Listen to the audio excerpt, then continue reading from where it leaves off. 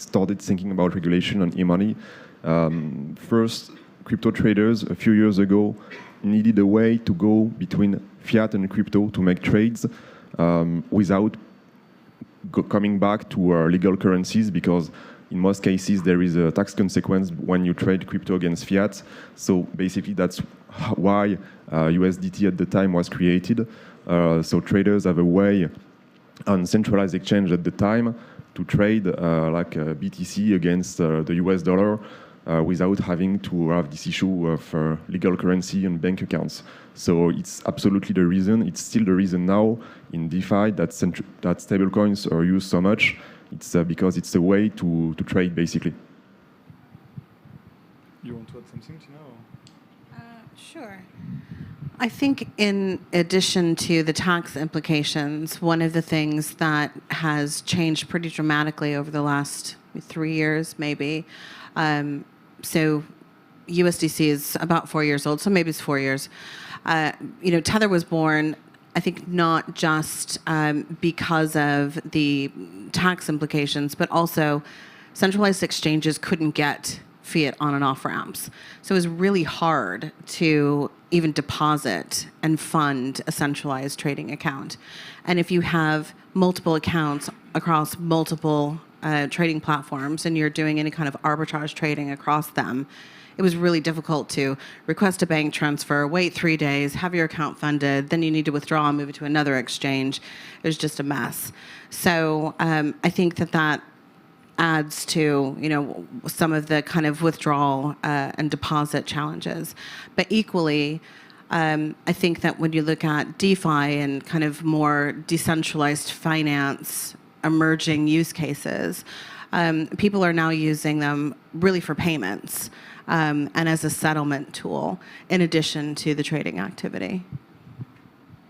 So outside of the crypto ecosystem, like they can use, for instance, the UROC or any form of stablecoin as a mean of payment with the advantages of the blockchain technology. Okay, very interesting. Samuel, we will give you the mic. Have you identified some risk attached to stablecoin? Is it something you have you want to talk about? It's hard to think of risks in crypto, but I think we all witnessed the recent glorious crash of Luna, the Terra Luna, which was quite predictable several months ago, and even before that, people started talking about the expected crash of Luna. And there were some previous examples, Basis coin, and this is mostly associated with algorithmic stablecoins, which are essentially, I don't know if the word flawed is the right one, but I don't think there was still found a good mechanism for backing a reserve, backing your coin with a stabilized reserve, if you're not just sticking to one-to-one US dollar reserve like Circle does. It's very difficult to maintain what you are trying. It can be profitable if your reserve goes up, but very problematic if it goes the other way. So I think the UST stablecoin, everyone knew it would fail. I mean, serious people knew it would fail for the list. Like Aave, it was not a collateral on Aave for this reason. But it's not because you are crypto-backed that you cannot be stable. And if the value of what is backing the stablecoin decreases, as long as you have good liquidation mechanisms that ensure that the value of the reserves remain superior to what has been issued, then there is not an issue. And like Maker has proven the resilience of DAI under like severe market conditions, heavily adversarial. So I still think that there is a way for decentralized stablecoins to exist and to keep their peg even in downturns. It's true that the effect of this is that the supply of the stablecoin tend to decrease, of decentralized stablecoin tend to decrease during market downturns, but it doesn't mean that these stablecoins are losing their peg. And on the other hand, since we were talking on the risk of decentralized stablecoins, there are also some big risks with centralized stablecoins, which are 1-1 backed. The main big risk is like censorship risk, a regulatory risk. Like I may own I won't speak for Circle, but Tether, for instance, they may own a USD at the bank. maybe not in a developed country, but they own USD at the bank, and the governments may have the power to censor their USD at the bank, or governments may also have the power to say, look, your stablecoin is illegal, I'm going to seize all your assets.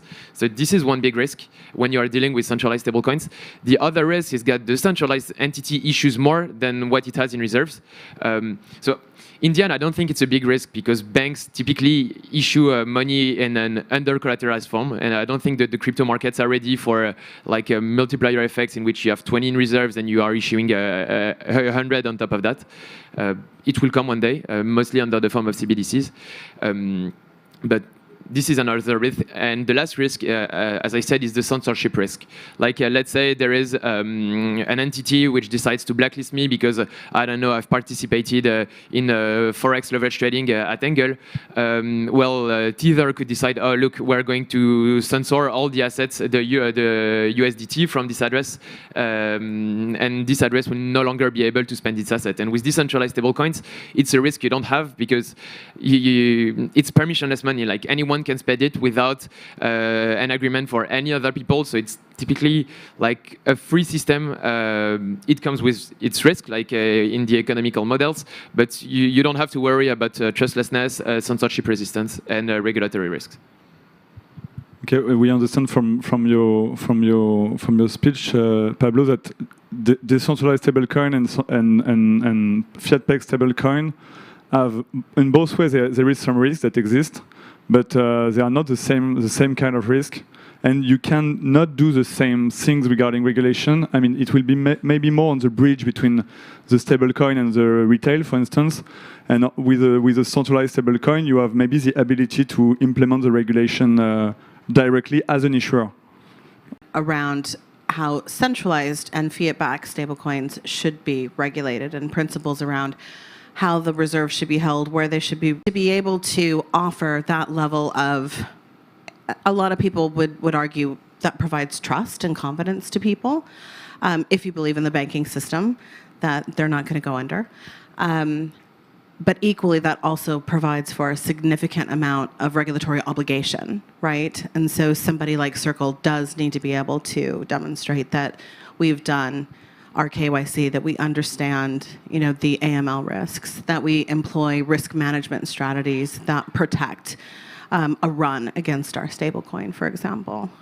Did that answer your question? Yes, and maybe Victor or Samuel, you want to bounce back on what Teana told about Mika? Is Mika? I understand from your point of view that Mika, if I understand well, doesn't use the right level of regulation for stablecoin issuer. Or I mean, it's a choice that is very constraining. Well, I think that what Mika provides is clarity and consistency across 27 member states, and that's a good thing. Specific to stablecoins, there's a couple of things that I think are going to be problematic to implement and to enforce. So, for example, there is a daily transaction cap of 200 million euros. And one, I just don't see how they're going to manage that. Two, in my opinion, it was a reaction to nervousness around a corporate coin like Libra, basically disintermediating sovereign money, the euro. And, Micah is very specific that a number of the parameters that they've put in place are to protect monetary sovereignty. So they're not even being coy about it, right? I think the other element that at the time seemed onerous, but now we're starting to see consistently across other jurisdictions, the dual regulation. So the issuing and the payment, facilitation of payment transactions is still considered e-money, so will be regulated at a local level by the AMF, for example. And the financial market infrastructure element will be overseen by the EBA, the prudential regulator. So you'll have two regulators.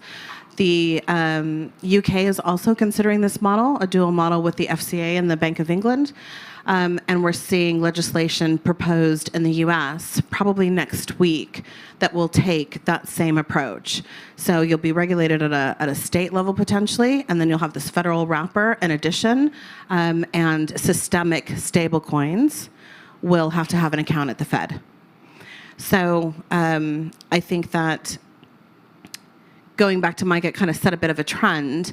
And I think there is a balance between ensuring that we have the money in the bank that we say that we do, that it isn't lent out, that people can redeem those funds, in a balance with understanding that financial market infrastructure for crypto assets is considerably different than traditional banking. So we use open source public blockchains for our rails, unlike Visa or MasterCard, who are also financial market infrastructure who own their rails. So that's a major difference. Victor or Samuel, you want to? About Mica, it seems now very probable, very likely that there will be a split in the market between unregulated stablecoins that will be used by traders and people mostly in DeFi, either to make payments or to trade or generate yield, and regulated stablecoins.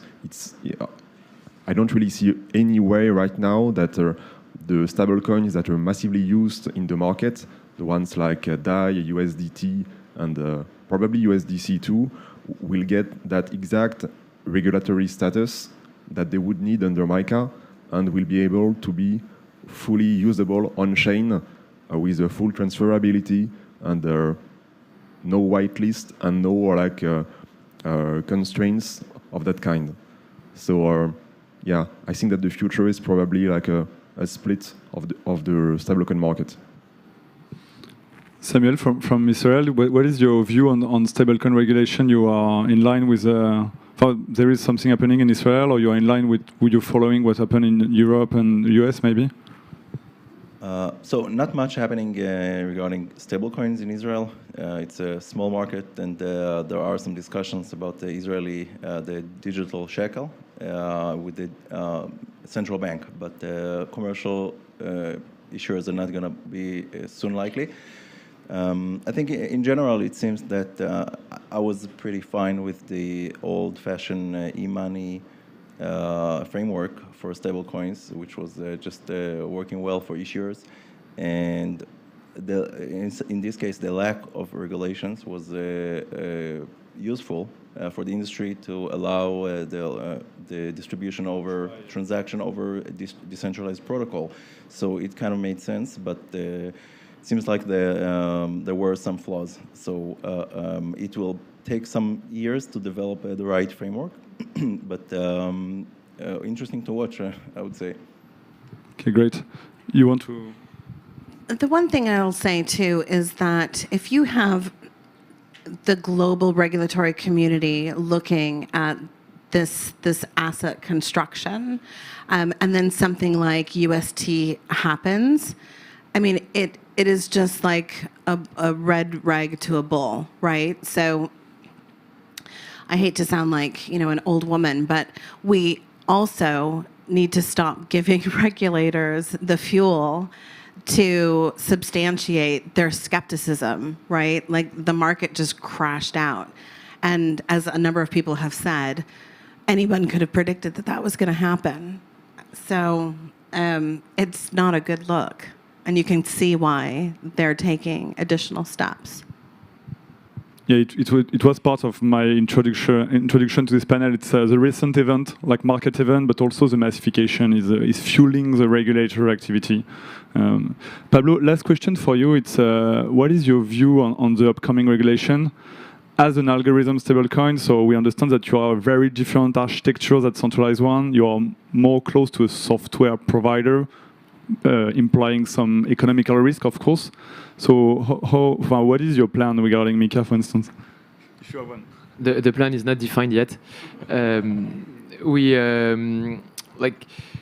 I don't think MiCA at the moment, there are still some blurry areas which need to be defined. There is a DeFi exemption, but they also said that the regulation for stablecoins is going to be applied to algorithmic stablecoins, but algorithmic stablecoins are part of DeFi, so we don't know where we will fit in that scope. Now, our plan is to bring value that centralized stablecoins cannot bring. Like centralized stablecoins, they are more efficient and more efficient form of e-money because it's easy to on-ramp and off-ramp, one super efficient. But what do we bring with decentralized stablecoins? We bring transparency. We bring, like as I said before, you don't need to trust the protocol. You can just look at the code. And we also bring some form of regulatory edge. So our take at Angle is to be on the line in terms of yield opportunities we're going to provide. Like for instance, I guess Tether, but maybe also Circle may own treasury bills in their reserves, but they cannot give the yield of these treasury bills to their stablecoin holders, since MiCA is going to prevent stablecoin issuers from like giving yield, native yield, on the stablecoins. But on our side, we could back Angle by tokenized treasury bills and take advantage of the yield of these tokenized treasury bills to give a yield to AG euro holders or to the other stablecoins we should do in the future.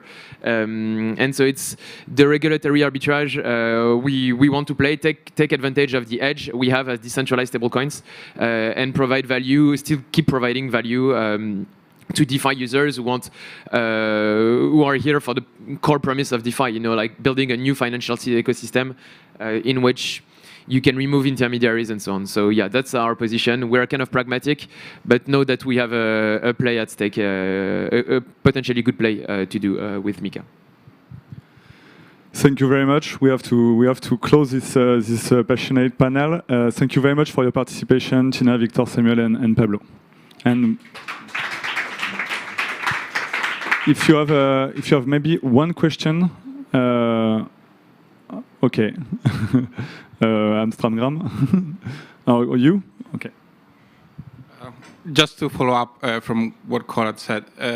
So, for instance, Circle is an American company. Are they going to comply with since they're issuing euro, are they going to comply with the local regulations? Are they going to follow the MiCA framework, get the right licenses in Europe, or the plan is to stay in the most convenient jurisdiction? Yes, we will comply with the MiCA regulations and set up operations in Europe. Circle is a very regulatory compliant company. There's no question that we will approach it when it's available.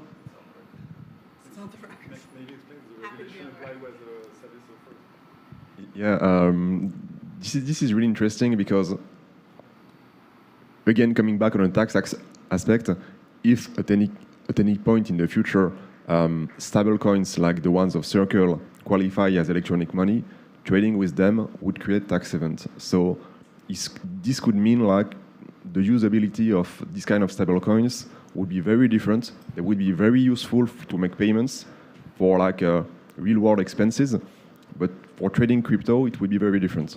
So I'll wait and see. Thank you very much. If you have any further question, I think you could ask to Samuel, Victor, and Teana and Pablo just after this panel, and we will switch to the next one about NFT. If you want to stay with us in this nice little room.